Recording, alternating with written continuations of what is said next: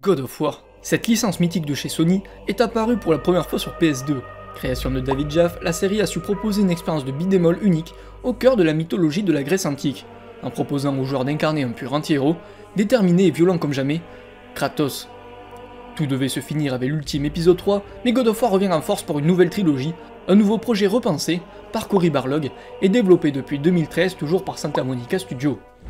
Cory Barlog a pu proposer à Sony une nouvelle perspective d'avenir pour une des exclusivités les plus puissantes de l'éditeur, et lui ont laissé sa chance de prouver qu'il était capable de redonner un nouveau souffle à la licence après un God of War Ascension plutôt gentillé. Je m'appelle Ludo, et aujourd'hui on s'attaque à l'un des plus gros jeux de l'année.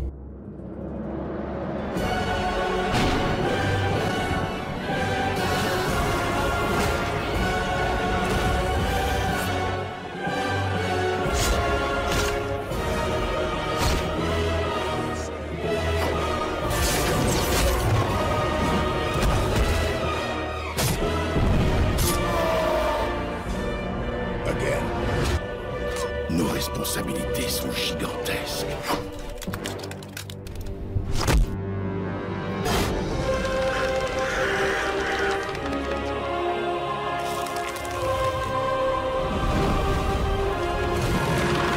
La puissance de cette arme, de toutes les armes, vient d'ici.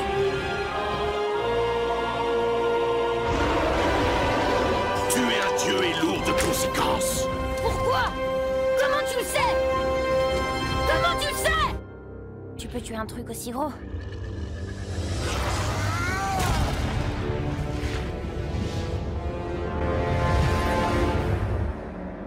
Dans un nouvel univers, Kratos va nous accompagner dans une toute nouvelle aventure en plein cœur de la mythologie nordique.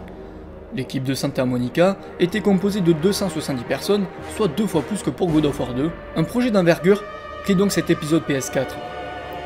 Réalisé par Cory Barlog, ce dernier était seulement animateur sur le premier God of War, avant d'être propulsé à la direction du second volet.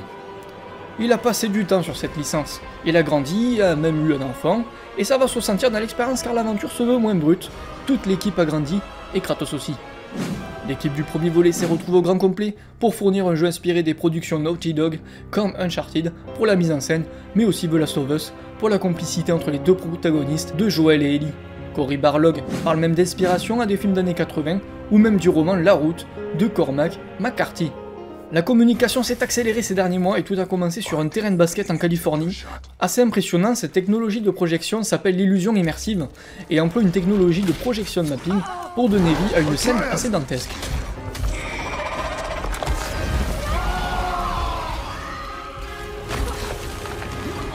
À quelle époque se situe ce nouveau God of War? Après GOAT 3, Kratos va se poser des questions. Émotionnellement, il touche le fond et s'interroge sur ses actes, sur sa personne. Il sait qu'il a besoin de changer, mais il ne sait pas vraiment comment. C'est alors qu'il va rencontrer sa femme, avec laquelle il va avoir un enfant, Atreus. Le jeu commence quand Atreus a environ 9 ans. Kratos est toujours un demi-dieu, il sera inquiet de son statut vis-à-vis de sa famille, il a peur de faire du tort à son fils, de prendre de mauvaises décisions. Il va donc devoir faire face à tout l'éventail de monstres caractéristiques de la mythologie nordique, comme des géants, des trolls, des ogres, mais aussi des dieux. On va d'ailleurs parler de la mythologie nordique. Cette dernière présente des dieux comme Odin, Fenrir, Thor ou Loki. Les dieux nordiques sont mortels, ils vivront plus longtemps que des humains, mais vieilliront et perdent en puissance avec le temps. On recense 3 typologies de dieux nordiques. Les As, ils vivent chaque moment au maximum, ils sont toujours prêts à se battre et à se saouler, un peu comme moi. Les Vannes mènent une vie paisible, en harmonie avec la nature, et représentent les gardiens de la magie.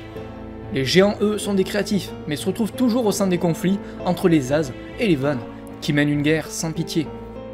Bien sûr, le jeu adoptera sa vision de la mythologie et les équipes du studio ont voulu la remanier. Donc surprise. Par le passé, Kratos était brutal, sans pitié, impitoyable et toujours en quête de vengeance. Il n'arrivait pas à contrôler sa rage et ne faisait que blâmer les autres dieux. Mais Atreus lui a ouvert les yeux. En aucun cas son fils ne doit adopter et reproduire son histoire chaotique au risque de lui cacher son passé. Il va essayer de devenir meilleur et vivre une expérience purement cathartique. Atreus va tenter de rendre son humanité à Kratos. C'est vraiment un sauvage Kratos quand même. En même temps normal, son difficile passé à avoir Zeus comme père et avoir essayé de le tuer endommage sa capacité à comprendre ce que devrait être la paternité, et le jeu va répondre à ces questions. Zeus lui-même a eu du mal psychologiquement à le supporter, car son père lui aussi avait essayé de le manger.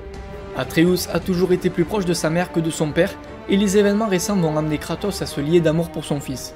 Vous allez évoluer au cœur de 9 royaumes caractéristiques de la mythologie qui sont tous connectés à Yggdrasil, l'arbre des mondes. Je suis actuellement au cœur du royaume de Midgard, et s'il est vrai qu'on se pèle un peu les miches, je n'ai pas rencontré de dieu pour l'instant, juste des humains. Midgard est similaire au monde réel. Par contre, les autres royaumes sont plus fantastiques. Helheim est sous proie de très basses températures, alors qu'Alfheim est le royaume des elfes. Pendant son voyage, Kratos apprendra à les connaître, mais aussi à s'y déplacer. Durant votre épopée, vous allez faire connaissance à des personnages comme Sindri, le marchand nain ayant forgé le marteau de Mjolnir, et Brokr, son frère. Ils n'hésiteront pas à ajouter un peu d'humour à l'aventure, car oui, la mythologie nordique se veut aussi amusante sur bien des aspects, et les équipes de Santa Monica n'ont pas hésité à en jouer. L'univers a été travaillé en détail, on va retrouver des runes qui lient les personnages à l'énergie magique du monde, un dialecte nommé le Vieux Futhark, qui est la plus ancienne forme de l'alphabet runique scandinave. Rien n'est passé à côté. Vous allez retrouver dans God of War le souci du détail sur les vêtements, les tatouages, les couleurs, mais aussi les traditions. On pourrait se dire, comme Atreus va nous suivre tout le long du jeu, est-ce qu'il va pas plus nous handicaper qu'autre chose au final? En général, les compagnons ou partenaires IA n'ont jamais été très utiles. Skyrim! Effectivement, et c'est là où il était important d'apporter une palette de mouvements à Atreus, pour le rendre plus autonome. Ce dernier vous aidera donc à résoudre des énigmes en traduisant des runes par exemple. Le plus dur pour les équipes était de permettre à l'enfant d'évoluer et de gérer toutes les situations pour garder toute crédibilité et éviter des moments qui casseraient l'immersion. Tout le long du processus, Santa Monica a travaillé sur sa capacité à se positionner, à se déplacer en combat et pendant les phases d'exploration à tout instant. C'était un défi d'un point de vue design mais aussi technologique, car toutes les animations d'Atreus doivent être aussi belles que Kratos pour lui donner un aussi bon traitement. Au niveau difficulté, 4 modes sont à préciser, dont le dernier, Give Me God of War, qui se voudra extrêmement difficile avec un comportement des ennemis revu à la hausse, ainsi qu'un système de sauvegarde bien plus exigeant. I am the God of War! Le jeu ne sera plus linéaire comme par le passé, mais semi-ouvert. Le jeu va s'ouvrir au fur et à mesure et fera part belle à l'exploration, et vous aurez des chemins alternatifs qui se dresseront sur votre chemin, avec des puzzles à résoudre à la Tomb Raider, mais il vous sera possible de les faire comme ne pas les faire. Sachez que certains boss sont aussi facultatifs, des pans de jeu ne seront pas forcément découverts sur votre première partie, donc comptez 25 à 35 heures pour finir la quête principale, 50 heures pour le 100%. Vous aurez d'ailleurs la possibilité de vous déplacer en bateau, les boss seront bien plus grands que les précédents volets. Sachez que le jeu a subi une refonte, sa composition action prédomine au genre beat'em all. On perd le compteur de combos, mais aussi Kratos ne pourra plus sauter. On gagne par contre un système RPG plus poussé, plus développé, avec des compétences à améliorer pour Kratos comme Atreus, avec des notions de magie, d'incantation, de runes et d'armes élémentaires. Vous pourrez améliorer vos armures et armes avec un système de craft, des pierres pourront être incrustées sur votre arme principale, Léviathan. Ces runes auront une incidence propre sur vos attaques légères et lourdes. La hache de Kratos a été conçue par les mêmes nains qui ont fabriqué le marteau de Thor, donc cette hache est extrêmement puissante. En parlant de combat, une dimension tactique est à noter, la réflexion sera plus importante sur cet épisode. Vous pourrez adopter une posture offensive avec Léviathan, ou bien même une posture plus défensive avec votre bouclier. Quand vous bloquerez les attaques avec, vous serez incapable d'attaquer, et donc plus susceptible d'être en difficulté. C'est à ce moment-là que par simple pression de touche, Atreus pourra intervenir en tirant des flèches pour faire diversion et alors créer une brèche pour mieux frapper vos ennemis. Au moment de passer à l'action, vous aurez possibilité de cibler l'ennemi pour apercevoir son point faible en surbrillance, l'angle de vos attaques est pris en compte. À ce moment-là, vous pourrez effectuer une attaque simple ou lourde à faible, moyenne ou longue distance. Cela donne de la profondeur au coup qui amène du coup des combats un peu plus viscéraux. En plus de ça, la vache Léviathan peut être jetée puis rappelée, le bouclier peut servir pour frapper en mêlée, également pour riposter, et Atreus, en étourdissant les ennemis, va laisser le champ libre à Kratos, qui pourra les utiliser comme bouclier humain, ou comme projectile, ou tout simplement les détruire en un coup violent. J'aime bien moi ça. De quoi? Ben les coups violents. I am the God of War! Le trio infernal hache bouclier Atreus apporte multiples possibilités, qui enrichissent le système de combat, qui risque d'être aussi passionnant et corsé que les anciens épisodes. Ça n'augure que du bon, surtout que le bestiaire est assez diversifié. Certains monstres ne craindront pas Léviathan, ou d'autres ne pourront pas être étourdis. Il faudra alors utiliser les décors pour en découdre. D'un point de vue sonore, les doubleurs en VO ne sont autres que Christopher Judge, connu pour Stargate Atlantis, accompagné de Sonny Lake pour Atreus. Ils ont d'ailleurs assisté à des séances de motion capture. Aucun thème principal n'a été repris des anciens volets, toutes les musiques de God of War sont exclusives et composées par Bear McCreary. Il a travaillé sur Battlestar Galactica et The Walking Dead. Son objectif sur God of War? Composer des musiques folkloriques couplées à des instruments ethniques nordiques. Il a eu recours à des instruments d'orchestre bas, un chœur islandais, des percussions folk et autres instruments à cordes nordiques, des voix masculines profondes, des voix féminines puissantes. C'est à l'E3 2016 que Bear McCreary a pu dévoiler pour la première fois God of War en musique avec un orchestre, un défi qu'il a relevé haut la main, puisqu'il lui aura fallu 2 ans de travail pour développer les compositions sonores adéquates à l'univers God of War. Alors sur la technique, c'est véritablement un sans faute, mais surtout ce qu'il est important de retenir, c'est le parti pris de Cory Barlog pour un des défis les plus fous de l'industrie.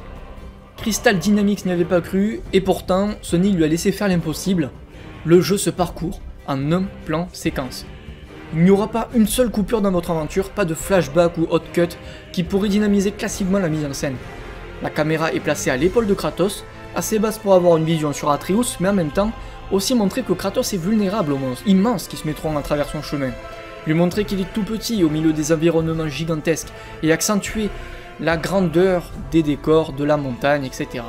Le jeu est compatible HDR sur Pro et tourne à 30 fps, non à 60, mais du coup on a un gain de qualité graphique à la hauteur des plus grosses productions Sony.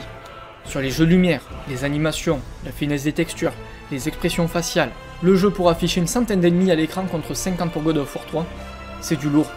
La caméra va donc se placer intelligemment à chaque moment important sans jamais se couper, ce qui fait que le joueur sera immergé et n'aura pas le temps de regarder autre part que l'écran.